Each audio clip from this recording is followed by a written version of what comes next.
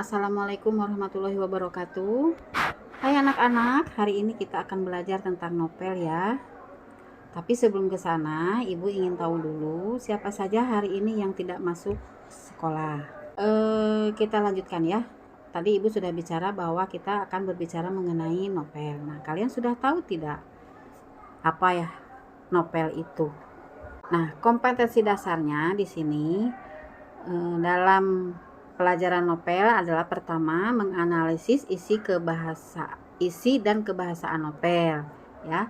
Kemudian tujuan pembelajarannya adalah siswa mampu menganalisis isi dan kebahasaan novel. Jadi nanti kalian harus bisa menganalisis isi dan kebahasaan dalam novel yang akan Ibu berikan nanti. Nah, apa sih yang dimaksud dengan novel? Nah, barangkali kalian pernah melihat novel tapi tidak tahu apa artinya novel itu. Nah, novel adalah karya prosa fiksi yang panjang, mengandung rangkaian cerita kehidupan seseorang dengan orang-orang di sekelilingnya dengan menonjolkan watak dan sifat setiap pelaku. Nah, itu yang disebut dengan novel. Nah, sekarang ciri-ciri teks novel itu yang seperti apa? Nah, pertama, ciri-cirinya adalah memiliki lebih dari satu alur dan berkembang. Artinya di sini kalau barangkali waktu dulu kamu pernah belajar mengenai cerpen. Nah, kalau cerpen itu hanya satu alurnya, satu peristiwanya. Tapi kalau dalam novel itu bisa lebih dari satu alur dan berkembang. Ya.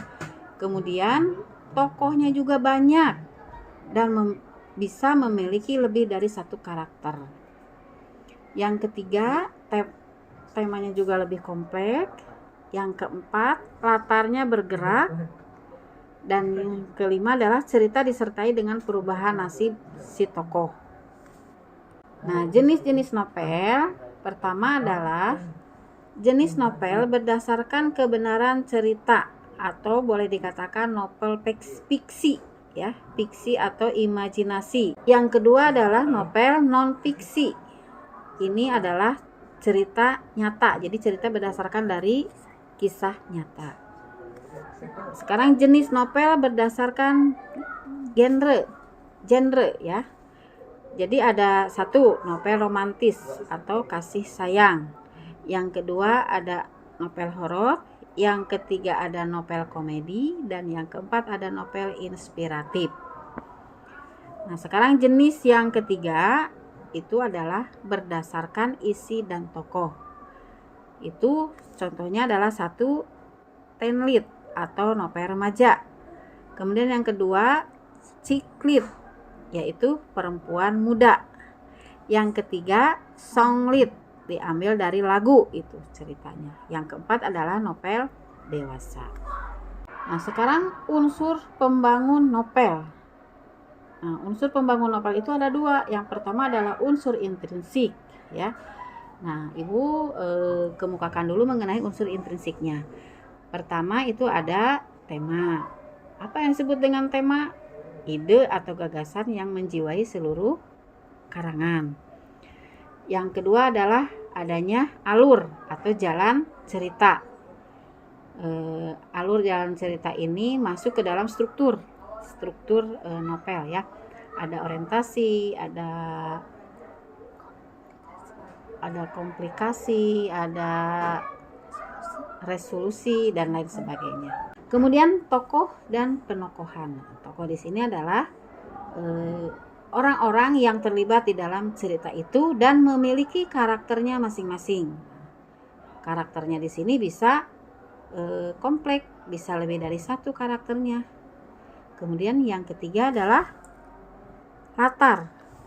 Nah, latar di sini adalah tempat terjadinya peristiwa. Bisa latar tempat, latar waktu, latar situasi, juga bisa juga latar sosial. Selanjutnya adalah sudut pandang. Di sini adalah posisi pengarang berada di mana. Apakah menggunakan sudut pandang orang pertama atau menggunakan sudut pandang orang ketiga. Selanjutnya adalah gaya bahasa. Nah, gaya bahasa apa di situ yang kamu bisa temukan? Ya.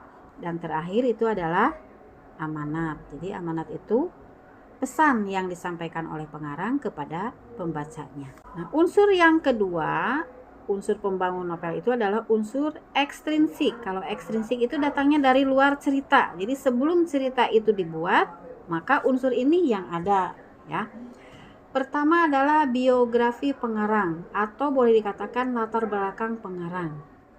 Nah, latar belakang pengarang ini apakah dia itu orangnya seperti bagaimana, kemudian apakah dia agamanya apa, psikologisnya bagaimana. Nah, itu akan berpengaruh terhadap hasil karyanya. Yang kedua adalah nilai-nilai. Sebelum membuat cerita, dia akan mencari nilai apa nih yang akan dimasukkan ke dalam cerita ini. Misalnya ada nilai sosialnya, ada nilai budayanya, ada nilai agamanya, dan lain sebagainya. Yang ketiga adalah situasi dan kondisi. Kalau situasi dan kondisi disesuaikan pada saat dia membuat cerita tersebut.